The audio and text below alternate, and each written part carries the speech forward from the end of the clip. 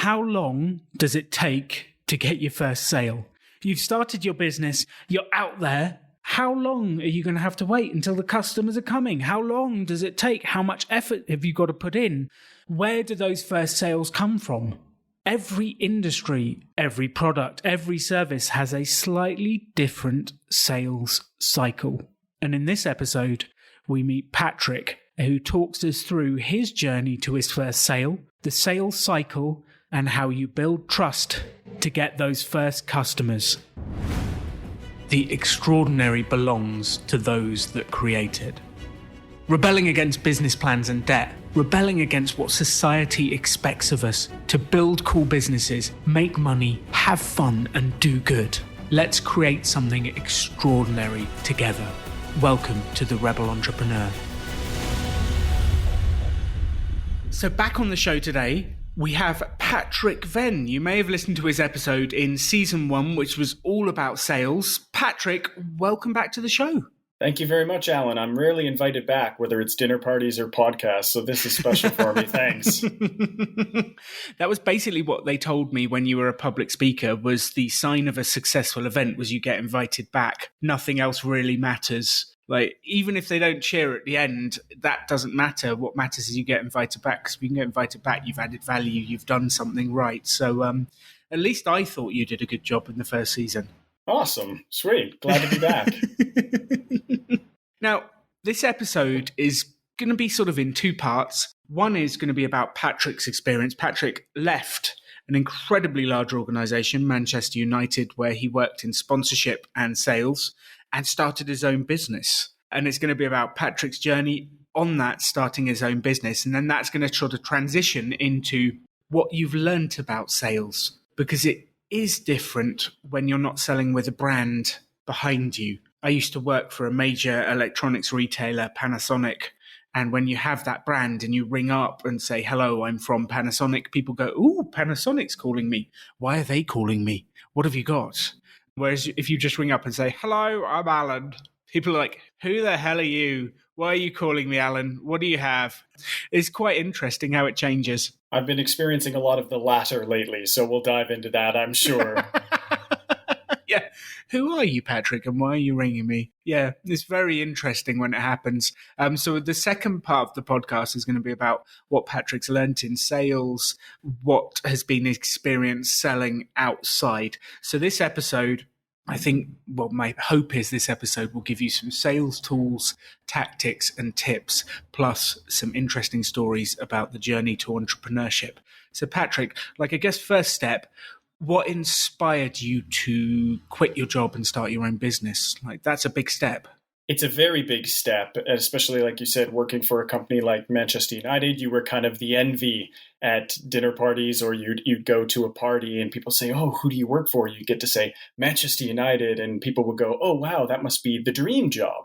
But like all jobs, there are downsides and negative sides. But there were kind of 2 stories that really made me make that leap and that transition, a personal one and a professional one. So let's start with the personal one first. I was going through my own personal finance journey 4 or 5 years ago, absolutely terrible with money.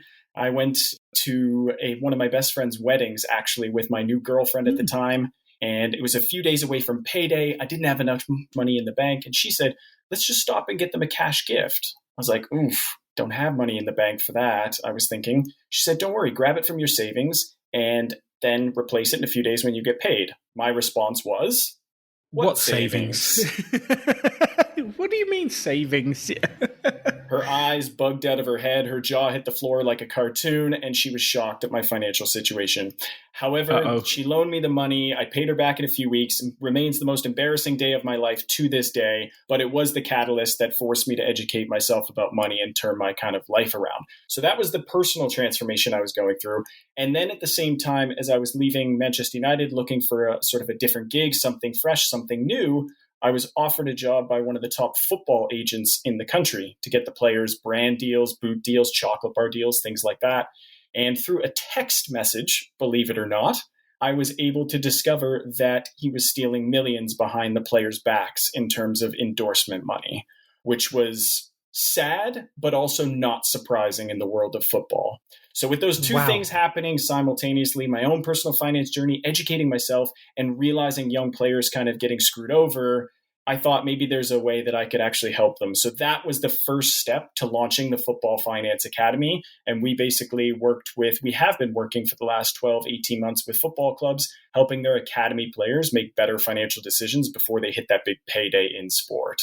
So you've got these young players that get into football, they start to earn some money, they start to go somewhere, but who's taught them? And I think this is in general in life. Who teaches you how to manage your money? Who teaches you this stuff? But it's interesting you had those experiences to do it specifically for footballers. I guess it's a bit, the story of the lottery winners. They win the lottery, and then what do 70% of them do? They have nothing left within a year. They blow it all. And I guess if you're a football player and you've never learned how to manage the money, it's a bit like winning the lottery, the rate at which money comes at you. And the worst part about it for that specific group of individuals, the reason I wanted to work with them is because they're very vulnerable. Us as individuals don't really have I shouldn't say that, but usually we don't earn the salary of £300,000 a week, whereas these players have the possibility to. And so it attracts the wrong type of people around them, giving them the wrong information because they can personally make money off of that. So their ignorance is money to other people, whether that be agents, advisors, lawyers, or whatnot. So that was the idea, to help them, because the ones that do make it big really don't have a lot of good education from the beginning. Yes, definitely. And I'd have to say I've never quite got to the stage where I can make 300 grand in a week. I've not quite crossed that line in a year yet, Patrick. And kicking a ball around a football pitch for that doesn't seem too bad a gig to me. Well, they've got some skills, let's be honest. If I went on the football pitch, they would be running circles around me. Whereas if they came on the business pitch, we would be running circles around them. And I think that is the interesting bit. We all have our own specialities, our own skills in different areas. And if you specialize in those areas, it's incredible where you can go. So that was the idea, to help these players. You set up the football academy, the Financial Football Academy, and you got out there. What happened? I got a lot of no's very quickly. So you made a lot of phone calls. I made a lot of phone calls and also wrote a lot of emails. I was looking to connect with the heads of academies at football clubs. And although I had experience at Manchester United, it was on the sports sponsorship side. It had nothing to do with the football player or academy side. So I really didn't have any sort of connections.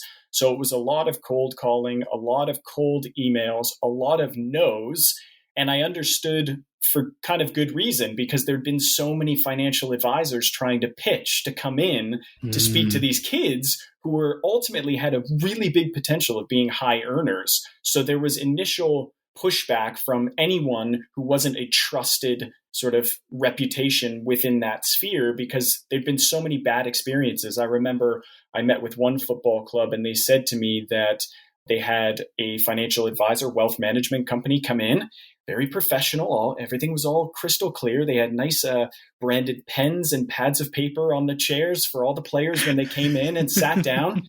And the players in these academies really do what they're told a lot of the time. So they were told to fill out your name, fill out your information, your phone number, your email address. And ultimately, for 3 months after that, the wealth management company just harassed the under 18, under 23 players every day trying to win their business. So they actually had to forcefully kick the independent financial advisors off the premises of 2 football clubs that I know of, because they're big fish. They have huge potential to earn, and they're not that well educated financially. So they're big, big fish. So yeah, there was a lot of initial pushback and a lot of no's and a lot of rejection. Which basically what's happening there is trust.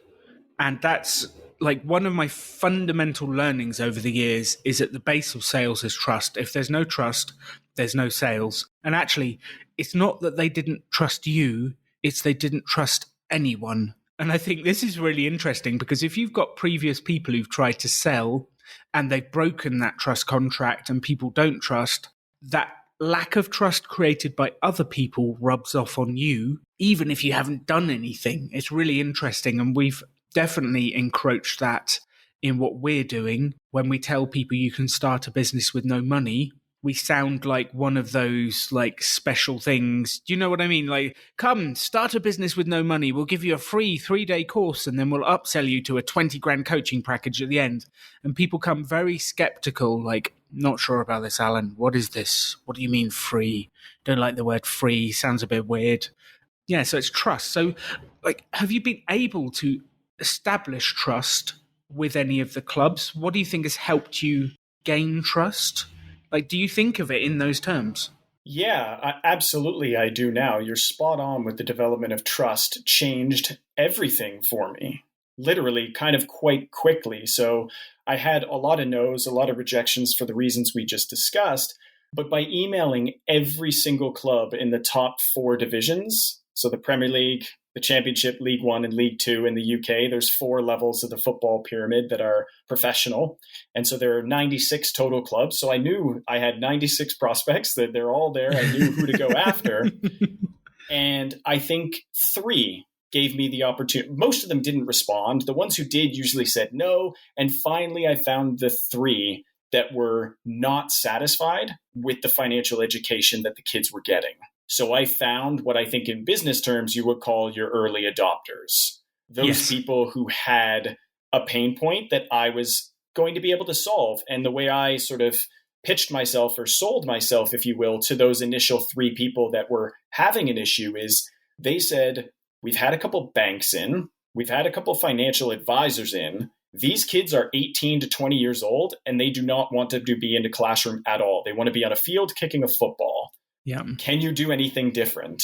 And I said, yes. I'm a fresh, young, new approach to personal finance that we get out of the spreadsheet and we talk about some main things that can make their lives better and their futures better, regardless of how far they go in football. And that last bit was really the element because I wasn't looking to profit off of the kids' success. I was looking to give them good financial habits that stick with them for life, because 99% of these kids will never turn professional. And that bought a little bit of trust from those first 3, and they decided to give me a shot. So that was the initial starting of building trust in that environment. And I even did 1 or 2 of those first workshops for free. Yes. So I was able to actually enter into their world, whether it was virtually on Zoom or actually at the football club, and prove my value. Show my worth. And that was the initial stages. That was the first few sales that I was able to acquire. But it was a long, slow road because of so many initial no's. Yeah, isn't that fascinating? There's so much to pick up on there. I feel like I had a similar experience trying to do presentation skills workshops and different workshops. Like, just give me a chance. Just give me 20 minutes. I'll do a presentation. I'll show you what I've got. I know it'll blow your mind. Just give me a chance. And getting that opportunity just to show, look, I've got value, I can help. It's incredible how hard you have to work to get that opportunity. And if you find the person that connects with you, that's just willing to give you a shot, that's sometimes all the door opening you need just to sneak in and have a go and build trust, build acceptance. And I'll tell you what did happen, which is quite remarkable, because we talked about the lack of trust and how it can be hard to sort of get your first sales. I want to take it the other direction and show you the power of trust. So one of those first few football clubs I worked with, the other thing that I did, I should make a note that I connected with all heads of academies at 96 football clubs on LinkedIn. I tried to put them all in my network. Now, I didn't get them all accepting the invitation. Some are still probably sitting there in their inbox, but I did get a large portion of them to accept my invitation. So now I am part of their business network. And one thing that happened was I went to Derby County Football Club, Derby FC, not the biggest club in England, but also certainly not the lowest, a pretty big name if you know football. And I went in and I did my 4 workshops with them over the course of 4 weeks. And their head of education, Simon, posted on LinkedIn, Patrick Venn, Football Finance Academy, brilliant workshop that the boys loved and engaged with, and wrote a very quick 1, 2, or 3 sentence with me up there in front of the kids. And that was a huge help. From that alone, I got 2 or 3 other clubs emailing me. Instead of me pushing the other way, it was now coming back because I had endorsement from someone they trusted. And that really made a huge difference to my reputation, but also just sales in general. A few came in just simply off the back of one other colleague from another club saying, this was good. That's huge. That is huge. So, I think it's really interesting the amount of effort and time and energy you have to put in to get the first door open, to then get that little crack to get in there and open it wider. I think two pieces. One is you had a really niche market. Like, I talk so much about finding a small market. You had 96 customers to go for. Yes. That's very niche. That gives you target. That gives you space. Like, realistically, how much energy and effort in terms of sales did you put in to open those first doors? Like, how was this journey? Because I think sometimes people think, oh, this sounds easy. Like, I've got my 96 targets. I'll ring them in an afternoon. I'll find my 3 and then I'll get going. Like, Let's get real with everyone now. What was that journey like, Patrick? It was longer than even I had anticipated, and I thought it would be long.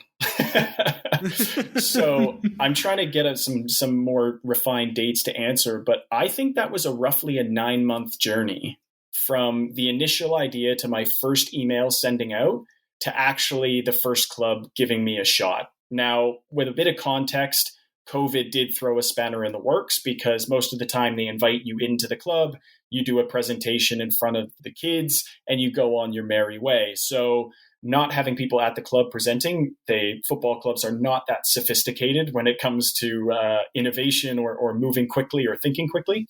So that did take a bit of time to sort of filter and sift, but eventually they got on board with the Zoom conferences and the Zoom meetings and the Zoom presentations. But I would say it was almost a 9-month journey from that very first email to going in and presenting with one of the football clubs. And COVID was one thing, but I mean, there was other things like scheduling issues, and it's not a great time for us right now. That was one thing I became very aware of when I left Man United to do things on my own. You are the bottom of people's priority list sometimes, unfortunately. And so that is why it took sort of kind of a long time to get me going and get me up to speed. And after that, the first year this is the first season we did it. And we did sessions with 9 professional football clubs, including Man United, Aston Villa, and Brighton, 3 Premier League football clubs. So it's been exciting, but no shortage, 9 to 12 months, I would say, to get that first quote unquote sale. So it's not for the faint of heart. I'm not saying everyone's sales journey will be that long. I truly did pick a very difficult market at a difficult time. I don't want to put people off and say that you'll get your first sale in 12 months. That's not true. But there are more hurdles, I think, than people anticipate. Well, I think this brings us on to an interesting point that we've never spoken about on this podcast, which is called the sales cycle. And the sales cycle is different depending on your product, your service. And what we mean by sales cycle is the time it takes from initial contact to delivery. That's kind of the cycle you go through. And then you come back round and recycle. Hopefully, if they like you, they invite you back and you go back round the circle. But if you're selling, let's say that you're selling cupcakes. Like a cupcake, you go to someone, you say, would you like a cupcake? They say yes or no. They buy it. The sales cycle is instant. If you're selling a pop-up business school, a Rebel business school, we need 3 months to promote the event. The event is 2 weeks long. We've had up to 1 to 2 years sales cycle from first contact to running the event. Like, it's crazy. And there's everywhere in between. Even in my world in sports sponsorship, I mean, we were asking companies to spend 2, 3, 4, 5 million pounds per year to be our corporate sponsor. So the sales cycle was anywhere from 18 to 36 months. But I know a couple of my colleagues had leads in their pipeline for 5 years. So that is the opposite end, I think, of the cupcake. This is the absolute opposite end of the cupcake. And what I'd actually love the audience to do right now is just reflect on, how long do you think your sales cycle is? Like, if you've been doing this, how long do you think your sales cycle is from the first time you contact someone, from the first time they see your advert, to taking action, getting an order and growing it? And we've had a whole host of businesses on the podcast, from craft box clubs in the UK to photography businesses to food businesses. Every single one will have a different sales cycle because of when people are buying, what they're doing. And then it's about knowing, okay, so my sales cycle is probably this long. Can I keep the confidence, energy, effort going to get to that first one? Yeah, and it's so funny because sales is a big word, and people think that sales is sales. You know, you sell a sponsorship, you can sell a cupcake, you can sell a car, you can sell a online course. When you get into it, they are very, very different sales approaches. You're selling to very, very different people. Yes, it's sales. That's the thing that connects them all. But yeah, they are vastly, vastly different. And I learned that over those 9 to 12 months pretty darn quickly. So what have been some of your biggest learnings on this journey, Patrick? What has actually struck you? What has hit you? Because you've gone from a corporate sales machine with backing, brands, all of that stuff, and they can afford to play the long game, a year, 2 years, 3 years to get those big clients because they've built those resources and they can do it. It's very different when you're starting your own business. Maybe you've got savings to last 6 months when you start your business. Maybe you've not actually got that many savings and you've got to get out there and earn the money. Well, hopefully after that first instance, you did have a bit of savings when you started your own business. But what have you learned? Because it's a different game. Yeah, the biggest thing that I learned was don't try to convert the unconvertibles. I think when I was working in Manchester United, and anyone out there who's ever had sort of a sales job or even been in meetings will totally resonate with this. Every 2 weeks at Manchester United, we had a sales pipeline meeting. And this was a meeting where everyone sometimes sat in a circle, sometimes it was one-on-one, and you would go through the list of companies that you had in your pipeline. You wanted the most companies you could have in your pipeline because it looked like you were doing a great job. Look how many leads I have. Look how many conversations are going. So you held on to leads that you knew were 99% dead. Yep. And I held on to those thinking, yeah, but there might be this miraculous turnaround, even though they've said they're not ready for something yet. And I could do it. I could sell them. And I would almost present this to my company, trying to show them my value as a salesperson through my pipeline. Once I got on my own, I was able to be a lot more honest with myself. There was no sales pipeline meeting. There was no boss. It was me. And the more time I spent on those, 1% chance of converting this sale, I was wasting a lot of time and a lot of energy trying to convert the unconvertibles. So I think one of the biggest learnings was to find those initial 3 clubs that I did. Like, don't waste your time and energy trying to solve problems for people that it just doesn't exist for them. Find the early adopters where they have a problem and put all your energy and effort and attention into them. That was kind of the biggest one that I felt quite quickly. I love that because I think, well, I've had a very similar experience. When I started, I was like, everyone should buy my stuff. They should all buy it. And I got very excited, very passionate. And people would go, no, I just don't have that issue, Alan. I'm like, no, you do. And I'd spend my time trying to persuade them, give energy. It was very painful for me. I'm sure they didn't like it either. And I gave everything, but I would have been better off going larger, wider, and faster and finding the 2 or 3 people who go, oh, yeah, that resonates.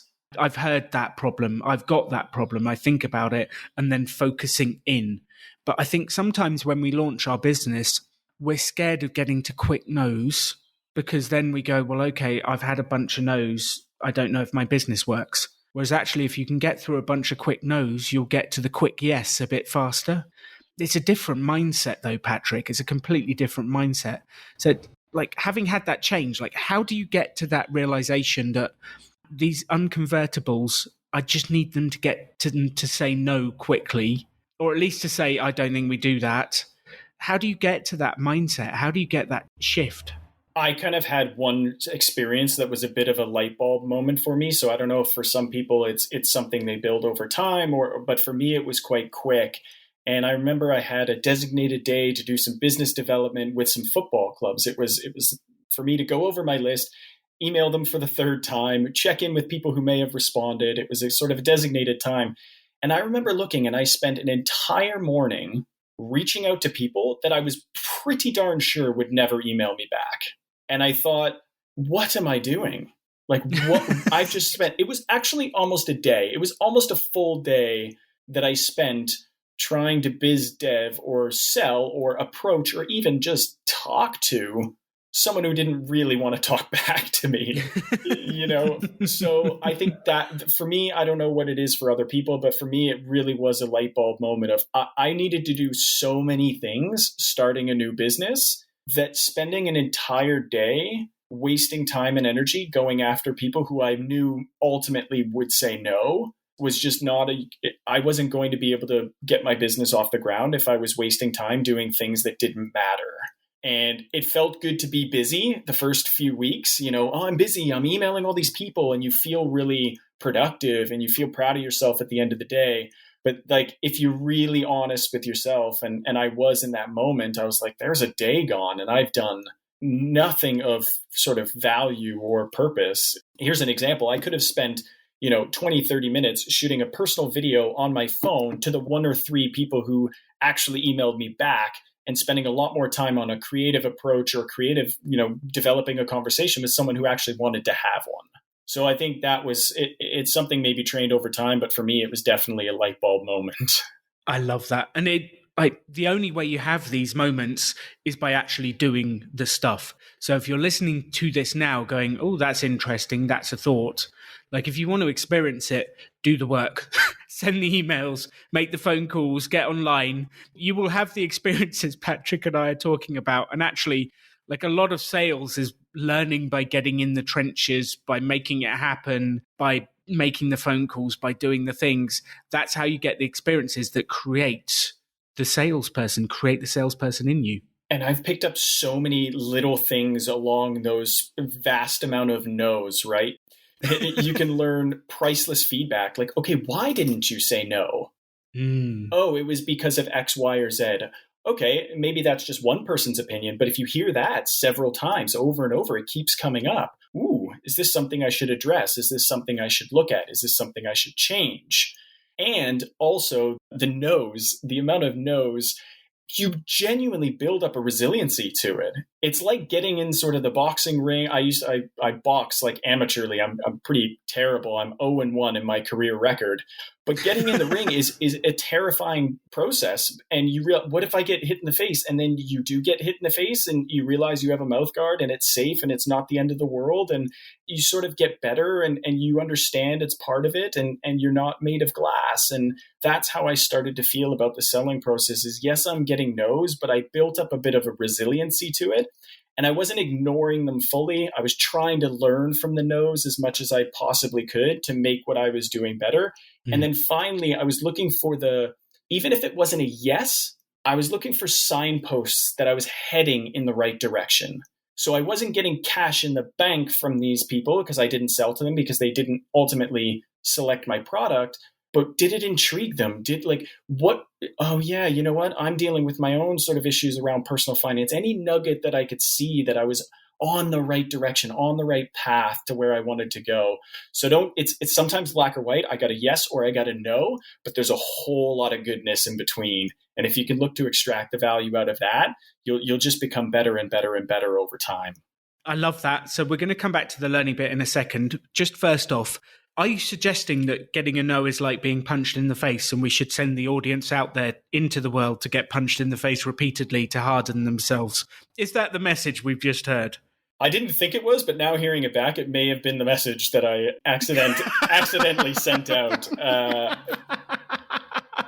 Well, actually, I think it's not as bad as people think because, like, a no is a little bit like a slap in the face if you're the one who created the product or the service. Yes. And actually, through the coaching series, we've been through this. The coaching series, season 1 was with Christina, who was out there trying to sell her services to photograph your drinks products, your space, your restaurant.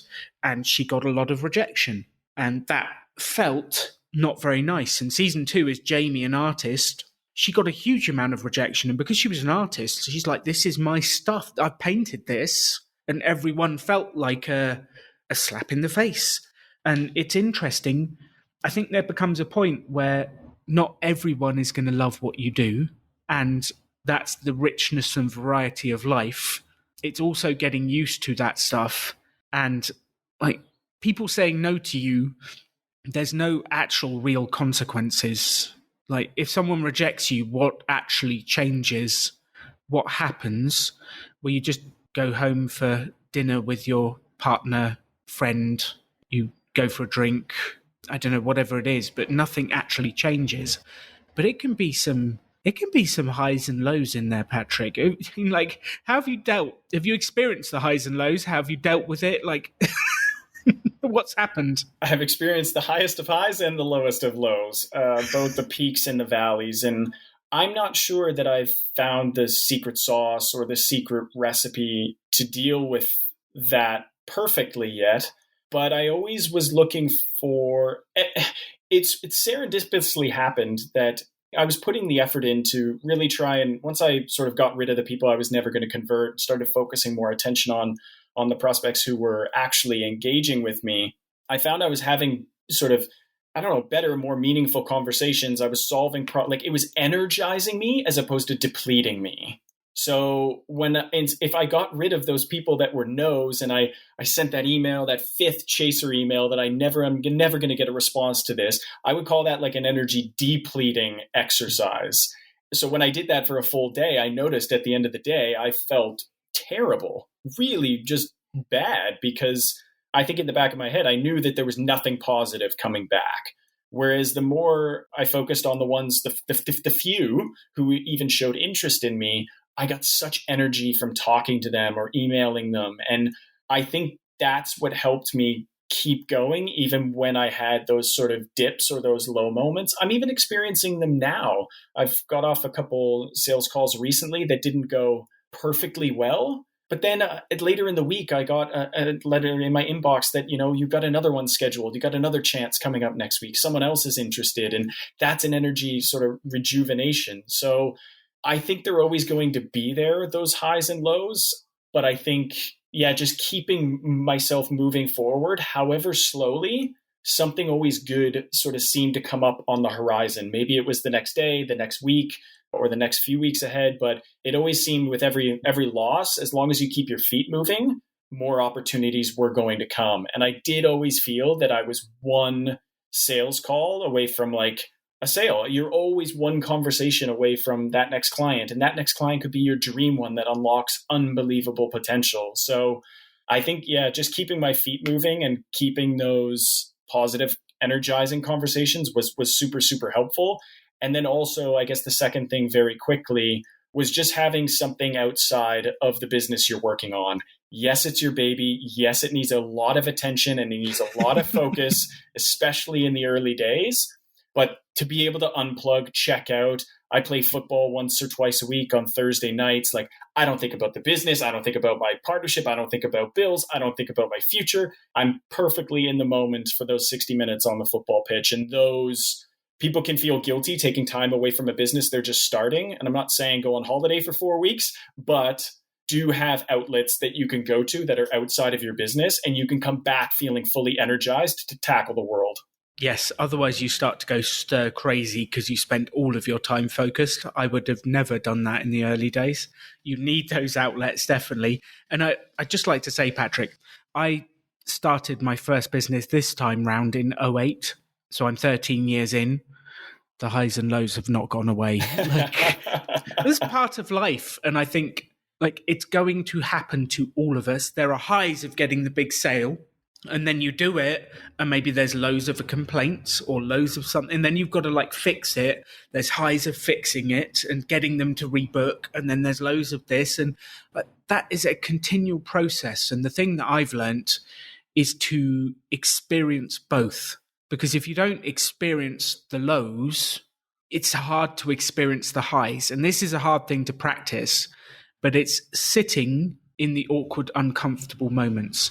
And I've been doing a project working on getting a TV show out there. We spent a long time on one particular place trying to sell it, and we got rejected.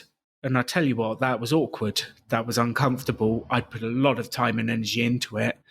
And I gave myself a couple of hours to feel it. You don't want to sit in it for too long. This is where it gets bad. You don't want to sit in it for too long because it'll destroy you. But I gave myself a couple of hours to go, okay, you need to feel this, because if you feel it, then when the success does come, because you'll always get there in the end. If you keep going, it's incredible. You will get there. But you need to feel that low to then appreciate the high. And sometimes it can absolutely wipe you out for a few hours, but that's okay. So if you're listening to this and you've had one of those moments where you've been wiped out by sales, where you've been wiped out by something that happens in your business, it's going to happen again. Like, this is part of life. Yeah, I think it's a lot like public speaking. People say, oh, when are the nerves going to go away? Well, no, they don't go away entirely. You just learn to manage them a little bit better. And I think that's the sort of lesson that's baked in there is the highs and lows don't go away, but can you make them not quite as high and not quite as low and keep moving forward quickly? No, I'm into the big highs, Patrick. Why do I want to minimize the highs? That's actually they're true. Incredible. Yeah, that is true. That is true. Celebrating the wins. Yeah, absolutely. Well, actually, that's historically what I'm bad at. So I would go, obviously I did that. And then I would just keep going without ever actually realizing it could have been one of those highs. And I think if you took the public speaking analogy, you've done the presentation, you've given your heart, you've given everything. There's a round of applause at the end. And I would almost minimize it by going, oh, no, it's okay. Thank you very much. Like, I'm just doing my job. Like, I'm happy. And I'd move on very quickly. Whereas in the later days, I was much more comfortable, just stood there. I still feel weird. Because I just stand there and smile and say thank you. And they're clapping. And I'm like, oh, this feels weird. But like, I need to feel that to be able to keep going through the lows that come later. So I actually think that taking time to sit in the highs, to experience it, to allow it to wash over you, to celebrate, to think back on it, that's going to be what keeps you going. And I don't care what it is. Like, coming back to the cake example, if you sell a cake, like, take time to watch the person enjoy that mouthful. There's your round of applause. Watch the expression on their face as they eat. Then you know you've done a good job. That facial expression, that virtual round of applause that comes back at you for the cake that you've done. Maybe even they're making the noises. Like, my wife is very expressive. She loves food. She makes the noises back. She says it's incredible. Like, don't minimize those moments. Take them, because that's the energy that keeps you going. Yeah, you're right. And for me, that was a couple players sent me text messages through Instagram saying, how can I learn more about this? How can I do more about that? I thought that was sort of a really enjoyable moment to soak up. Yeah, take it and then go, okay, I'm on the right journey. I'm doing the right thing. Press in. Go. Because you were talking a moment ago about the signs, and I love this. It's the signs that you're going in the right direction, because without sounding too woo-woo, the universe sends you signs. They're normally through people, through objects, through things, but it sends you signs if you're on the right journey. So if you put this energy out there, the signs are someone going, oh, that's interesting, tell me more, a good conversation, a good this. What kind of signs did you have, Patrick, that kept you going for 9 months? I think some of the signs were obviously the face-to-face meetings I did with clubs. So the first, like, they're taking my meeting. Okay, great. I met with a handful of clubs face-to-face. I always did that at Manchester United. The human connection face-to-face, it's a lot stronger. So that was a good sign that even though there were a lot of no's through email, there were a handful of clubs that were willing to meet me face-to-face. Great, check. That is one sign. And then after a couple meetings, them actually sending an email to the central governing body saying, we'd like to get this service. They sent me an email, Pat. We've sent an email to the league organizers that we'd love to have you in. Okay, that's another signal that they're not happy with what they're currently getting. They're actually doing something to say they want something different. So again, it was another little bit of encouragement. The other signs as well is actually when we were able to deliver our first workshops, we made sure that we gave a feedback survey to the players and the educators to see where we were scoring and how we were performing, where we were performing well, but also what we can improve going forward for the players next season. And that was a really positive experience. So that gave me another bit of feedback and another sign that, okay, we didn't reach all 96, but the 8 to 10 that we did reach, we had a really big impact on them, and they gave us a very high rating that we come back again. So again, that's another sign that things are kind of going in the right direction. And then I guess the ultimate sign, just if I keep going linear on progression like that, is just getting in conversations with the Premier League and things like that now that we've developed a bit of a reputation. So they all kind of built upon one another to get you to a place of, yeah, this is a decent idea. I'm on the right track here. Excellent. And one thing I'd like to say, so in your first year, how many clubs did you end up working with? 8 clubs. 8 clubs. Yeah. And 0 for the first 9 months. Yes. So I think what I want to say to people is it's not linear. You don't make one call and get one client and then make 2 calls and get 2 clients. It's not linear. What I mean by that is you don't get this progression from A to B to C to D to E. It's what we would call exponential.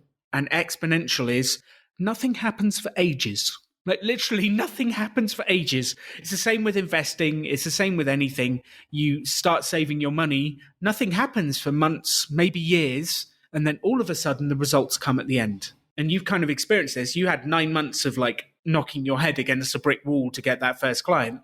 Then you got 1. Then you had the LinkedIn thing and then a few more. And then like, oh, you've got 8 clubs in the first year. That sounds amazing. But what people don't realize is 8 clubs in the first year, that's not get 1 in month 2, 2 in month 3, 3 in this. It's not linear. It's not a progression up like that. Nothing happens for months.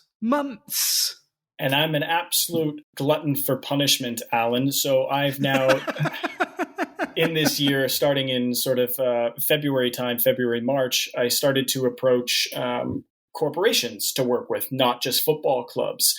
And so now I'm starting that process almost all over again. A little bit of kudos that I have from working with the football clubs, but what we're doing with companies is slightly different. So now I'm starting literally all over again from the bottom, and I'm experiencing that exact same thing that I did with the football clubs. I go to companies and corporations and say, hey, this is me, this is what I do. And they say, who are you? What do you want? And it was the exact same feeling I got initially with the football clubs, but I'm learning and I'm seeing the right signs. So I'm very, very optimistic that it's only a matter of time before we get that first yes that goes into 3, that goes into 9. But I'm now prepared for a little bit of uncomfortable journey for the next sort of couple months as we work through the process all over again. So you're absolutely right that there's nothing beautifully linear and correlated between 10 calls makes 5 sales makes X dollars. It's not a formula like that. You can kind of average it out over the year and go, I've spent X amount of time. But if you look at it in a different way, like nothing happens for so long. I mean, in 9 months, you've got 9 months of hard work, 0 calls and 0 sales. But then if you stretch it over a year, you've got 8 sales, some profit, and a year's work. And then suddenly you go, okay, that year was worth it. But when you're 9 months in, you're going, this year is not worth it. Why am I doing this? What the hell is happening? Come on. Yeah, I wish we had this call at month 8. That would have been really helpful for me. While I was Well, it's interesting you say that, because there is a piece about keeping the faith. And it sounds really weird. I'm going to sound like a religious cult leader now, but it's keeping the faith that you're doing the right things, because people have trod before you. We know if you do these behaviors, if you do these actions, something is going to happen if you keep doing the right behaviors, if you keep going out there. And it's keeping the faith that it will happen. Like in the personal finance world, if you start investing small and you take £50 a month, you take £100 a month and you start investing it, you start putting it, you put it away, then you have to have the faith that compounding will happen. You will not see it happen for years. You have to have the faith. And that's really interesting, because quite often people get a year in, they get 2 years in and they go, nothing's happening. I'm going to take this money out and spend it on a car because that'll make me happy instantly. And then you've destroyed all the progress. And you almost do need someone to look at what you're doing and go, okay, Patrick, you're 8 months in, you've made the calls, almost like a pipeline review, but not. It's more of a, tell me about your actions. Tell me about the responses you've got. What signs are you seeing? Like, you're doing the right stuff, Patrick. Have faith. Keep going. you need someone to do that for you. And I tell you what, I would loved someone to do that for me in the early days. I would have loved that. They're just like, Alan, have the faith. You're doing the right things. Like, stop bugging out. Stop bugging out every now and again and crashing. Like, I'd have days where I'd crash, Patrick, and then I'd watch a Marvel movie and not do anything for 2 days because I just like, what am I doing in life? Why am I here? Like, I've put 9 months of my life into this thing and nothing's happening. I just needed someone to say, keep going. And the cool part of like that keep going is not only does like your analogy with the investing is the money compounds and grows, you really do see yourself as a person growing, right? Whether it's the sales you're working on, whether it's the product you're building, like whether it's, you're becoming a better communicator because you're having to sell for the first time ever, like all of these skills, again, in the moment, when you look at yourself, you don't see a massive shift, but you start stretching that timeline out of a year, 2 years, 3 years. And the same thing happens with your skills and your upskilling. It does compound on each other. Yeah, and I always say to the team about a tidal wave of sales. We keep doing the right stuff. We keep putting the energy out there, and that wave of sales will come in. But if you give up and you stop doing the sales, like if we do the sales every day, then the sales will come. If we stop doing the sales stop happening. But you have to have that faith that it will come. One last thing very quickly is I love the guys who have over at Dynamite Jobs, they help people find remote work, and they have this 1,000-day principle that it actually roughly on average, it changes with people's businesses, yes, but roughly on average for the thousands of entrepreneurs in their community, it takes around 1,000 days to actually replace the income that you had from maybe your more stable job when you go into it in entrepreneurship. It doesn't have to be that way. Like you said, we can get going quickly, we can sell, we can sort of get there much quicker than 3 years. But I think the point I'm trying to make with that is the journey is longer, I think, than people maybe anticipate. It's not quite overnight. It's never overnight. Every overnight success was built over a decade. It's unbelievable, like what it takes. However, you can make money in year one. You can start selling in year Absolutely. one. You can make progress.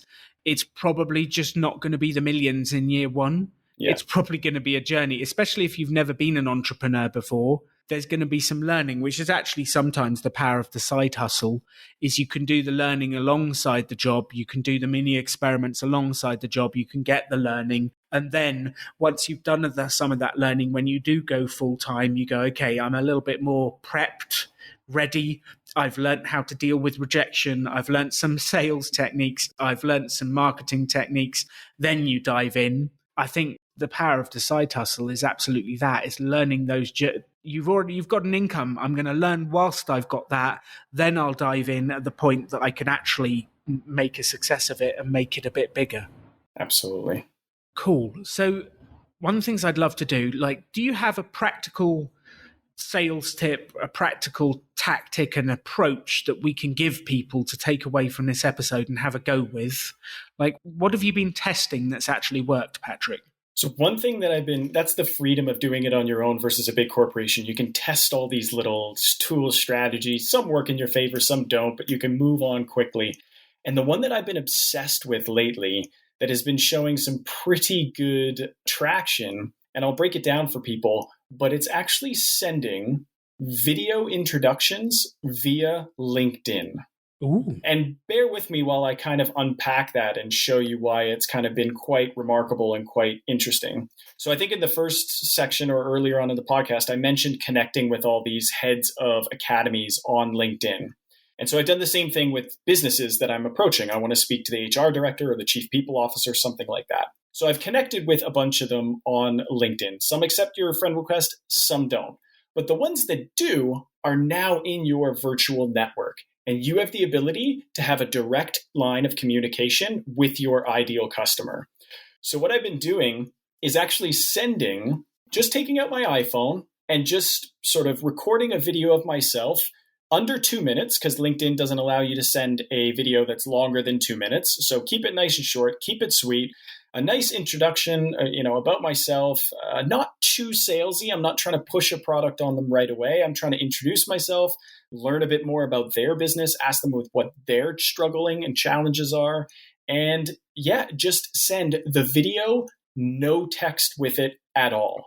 And what happens is you get to send a video message directly to your ideal customer, and there's no text associated with it whatsoever. So when the video lands in their inbox, all it has is this big, gigantic play button in the middle. And everyone wants to see what the heck this video is from a total stranger. The curiosity gets them. And the great thing is you can also see on the little right-hand corner if someone's actually seen it or watched it, like if they've actually read the message, if you will, or watched the video. So that has been really great. Again, tons of no responses, but guess what? Tons of really great responses as well. And some of them have been like, that's awesome. I didn't even know you could send a video through LinkedIn. Another person said, that's the first video I've ever gone on LinkedIn. And they went on Google to see how to send one back to me.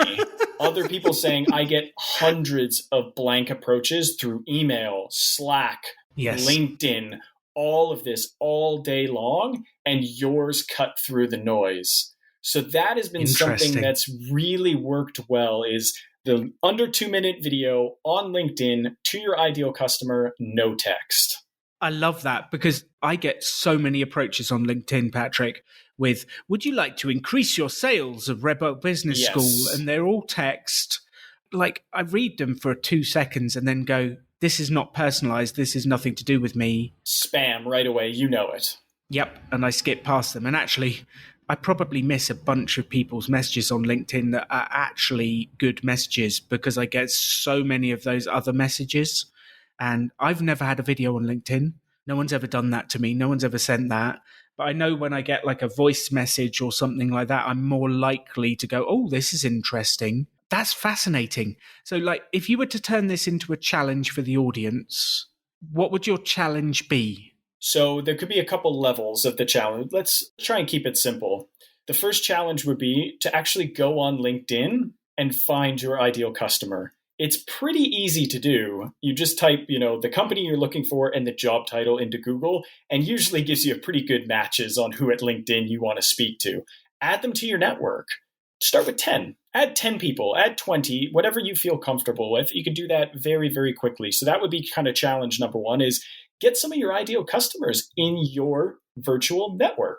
That would be a great idea, because that has a double effect. When you post stuff on LinkedIn, suddenly they have the opportunity to see it as well. So that is an interesting way you can sort of be sort of talking to your customers in two ways. So that was my first challenge. Add people to your LinkedIn network. And the second challenge, send half of them a personalized video. Just 2 minutes, very quick, introduce yourself. If you want to supercharge it, if you really want to get a great response, make it extra personal by commenting on something about their business in the news or something they posted on LinkedIn. It's really resonated with me when you said X, Y, and Z. And they'll know this is not spam. You actually engaged with their content. You learned about the business. Make it just that extra little bit personal. And I can't make any guarantees, but it certainly worked really well for me recently. I love that. I love that. And as you know, on the Rebel Entrepreneur podcast, we are all about action, taking action. See if you can find people, send them some videos, see what happens. And we want to know what happens. Like, test this stuff and tell us. The only way you actually know what works in sales and marketing is by having a go, like literally starting, testing, and trying. Patrick, that is a fantastic idea. I love it. Thank you for inspiring us. What's next for the Football Academy? And actually, it sounds like you've got a new company selling to corporates. Like, where are you actually heading? What's next for you? So very quickly, the Football Finance Academy is still going. Next season, we may work with some football clubs just because I really enjoy it and I really like doing it. But we're very much sort of pivoted and focused now, creating the Academy of Financial Empowerment. So reinventing the way the companies tackle financial wellness at work. So right now we're trying to work with some of the biggest startups in London so we can help get their entire workforce financially fit. Interesting. Financial fitness. We're going to get them down the financial gym, get them to work out, see if we can build some financial muscles. Yeah. Yeah, like, people need that, Patrick, especially at the moment. That's one of the biggest areas. I think you're going to have fun doing that. Yeah, it's been an exciting journey, and I'm looking forward to connecting with more companies and see if we can sort of change that narrative around personal finance here in the UK. I love that. So if people want to know more about what you're doing, Where do they find you? Obviously, they can find you, Patrick Venn, on LinkedIn. They can search for you. Send me a video. I would love that. Send me a video. Love that. Excellent. So Patrick and then VENN. Find Patrick on LinkedIn. Send him a video. Connect. Exactly. Where do people find out more about your two projects so they can see the two different things you're doing? Sure, yeah. So the footballfinanceacademy.com is where we're doing stuff with the football clubs. And then with the corporations and the businesses, it's www.aofe.co.uk. Think Academy of Financial Empowerment.co.uk. They can learn all about it there. Excellent. Patrick, thank you for coming on the show. Thank you for your energy and effort. Go out there, knock 'em dead. I believe in you. You're doing the right stuff. It's going to happen in a big way for you. Couldn't have said it better. What an episode. Patrick, what a journey he went on to get those first customers. There are 3 things I want to give you in the summary of today's episode, and those are build trust, have faith, and take action. Those are the 3 broad categories. For any sale to happen, you have to build trust. Your customers have to trust you, and you build trust by having a website that represents you, by having customers that you've worked with, having testimonials, by speaking to the person and looking in their eyes and seeing them face to face, by doing the video calls and looking them in their eyes. That is how you build trust. And I'd love you to think about how you can build trust with people you haven't met yet, because that's going to be the basis of how you work towards getting your first sale. Which brings us on to the second part of this, which is have faith. Have faith.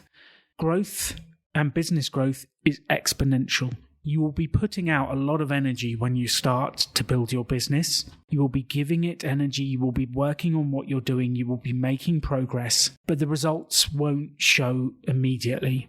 It takes time, and you have to have faith. It's a bit like planting a seed. Let's imagine you got a little pot in your house, you got some soil and you got a seed, and you put the seed under the soil and then you watered it. Now, at that point, you have to water it every day and have faith that it is going to sprout.